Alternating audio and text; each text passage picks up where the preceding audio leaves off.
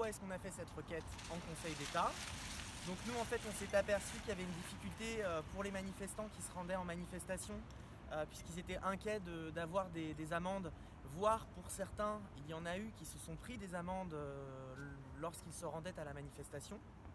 Donc on a constaté en fait que dans le décret du 29 octobre qui prévoit les motifs de sortie permettant de ne pas avoir cette amende, il y avait un flou juridique puisqu'il n'y avait pas la participation à une manifestation. Alors que l'article 3 prévoyait que les organisateurs pouvaient organiser des manifestations. Donc on avait d'un côté des organisateurs qui étaient en droit d'organiser des manifestations et de l'autre des manifestants qui ne savaient pas quel motif ils devaient mettre sur leur attestation pour pouvoir se déplacer et éviter de se faire verbaliser abusivement par la police.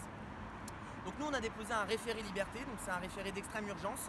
Donc le Conseil d'État, par la voie du référé, a dû convoquer à une audience très très rapidement. Donc on a été En combien de temps? On a déposé la requête mercredi et on a été prévu, mercredi 18 novembre et on a été au soir et on a été prévenu ce matin à 11h qu'il y aurait une audience donc à 16h30. Donc l'administration a dû se déplacer. L'administration donc a dû également se déplacer en urgence. C'était qui le représentant de l'administration? Le représentant de l'administration, il était pour le ministère des Affaires sociales. Donc de la santé. Et il représentait le ministère de l'Intérieur également. Et il représentait également le ministère de l'Intérieur. Donc voilà, l'audience s'est très bien passée. Le magistrat, le conseiller d'État, excusez-moi, a reconnu qu'il y avait un flou juridique et une incohérence dans le texte. Et l'administration l'a reconnu aussi.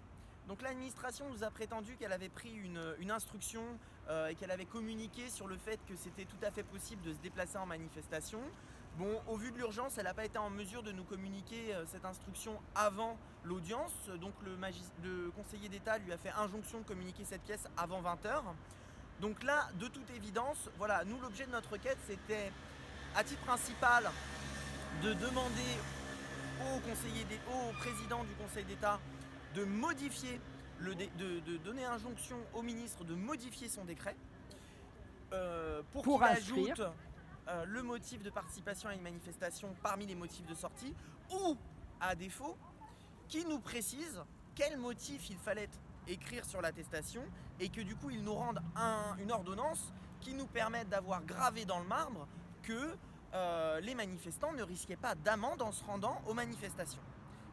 Et donc là, le magistrat, par ses observations qu'il a rendues sur le siège, le conseiller d'État, excusez-moi, le conseiller d'État nous a indiqué que là, il ne comptait pas faire injonction au ministre de modifier son décret, puisqu'il estime qu'il est possible de mettre sur l'attestation comme motif la participation à une mission d'intérêt général.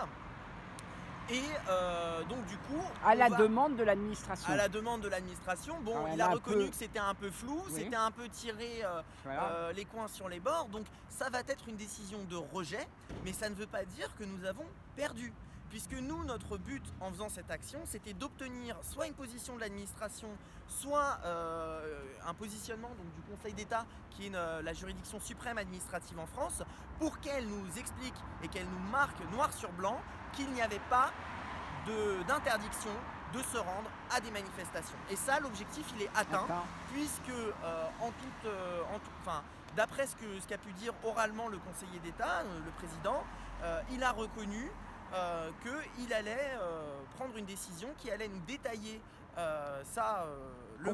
que le motif pouvait être mis pour motif d'intérêt général. Et donc les manifestants, quand ils vont se rendre en manifestation, ils vont tout simplement pouvoir prendre leur petite attestation en cochant la case motif d'intérêt général et ils vont pouvoir imprimer l'ordonnance du président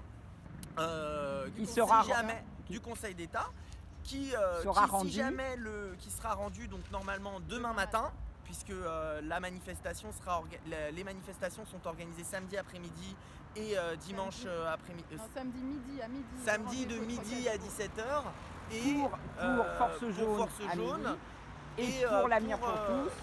Voilà, le dimanche. On veut la messe à Viroflay. Objectif Messe. Voilà, ce sera donc le dimanche après-midi. Donc il va rendre son ordonnance demain matin, au plus tard. Et donc les manifestants pourront se déplacer avec leur autorisation de sortie, plus l'ordonnance du président du Conseil d'État. Et si jamais il y a une difficulté avec la police ou tout agent verbalisateur, ils pourront lui montrer l'ordonnance. Ça devrait en général